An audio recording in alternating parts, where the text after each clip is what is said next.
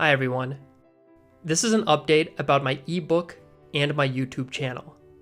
Since the beginning, as you know, my goal has been to stay current with the latest trends in neuroimaging analysis. And I wanted to let you know what I'll be focusing on for the next few years. And these are supercomputing, clinical applications, and what's known as open science. Let me explain what each of these mean. Supercomputers have been available to most researchers at large universities for some time now, but it is only in the past decade or so that an interface called Open on Demand has made supercomputing easier to do for most researchers. Instead of having to create a tunnel to the supercomputer, through a terminal, for example, you can instead use your web browser to specify the partition, amount of memory, and GPUs for each session, and have multiple sessions running simultaneously. I'll be using the Michigan supercomputer Great Lakes as an example, and what I demonstrate should work for most supercomputing environments. We'll be using this to show how to process large data sets with programs like the toolbox and MRtrix, and how to use GPUs for advanced options such as slice-to-volume correction. As for clinical applications, in my experience there aren't many walkthroughs about how to analyze clinical data. Most of the documentation for neuroimaging analysis focuses on healthy controls. But what do you need to do when analyzing a brain with a lesion, for example?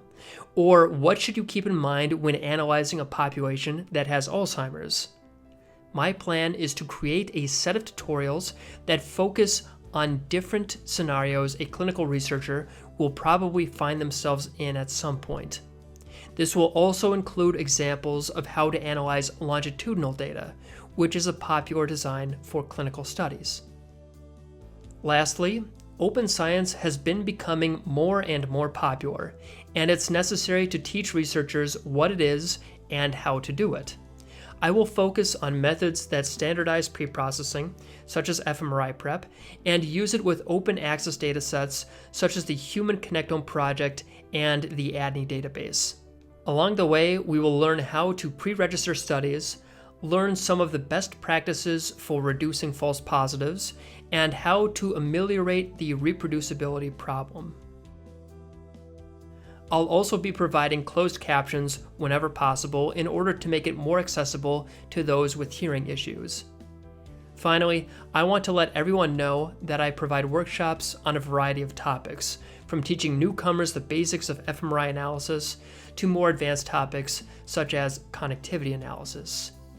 If you would be interested in that, please feel free to get in touch with me using the link down below. These workshops can be done either in person or virtually. To begin with the topics I've just outlined, this summer I'll be making tutorials about the Cat12 toolbox, a quick, reliable way to estimate things like gray matter thickness and evaluate the quality of your anatomical scans. For these tutorials, we'll be using data from the Alzheimer's Disease Neuroimaging Initiative, or ADNI database. And I'll show you how to contrast controls versus a patient population, such as Alzheimer's. First, I'll show you how to do it on my personal computer, and then how to do it on a supercomputing cluster to demonstrate how much time you can save. As always, in the comment section below, let me know if there are any other methods or toolboxes you want me to focus on. Thanks, and see you soon.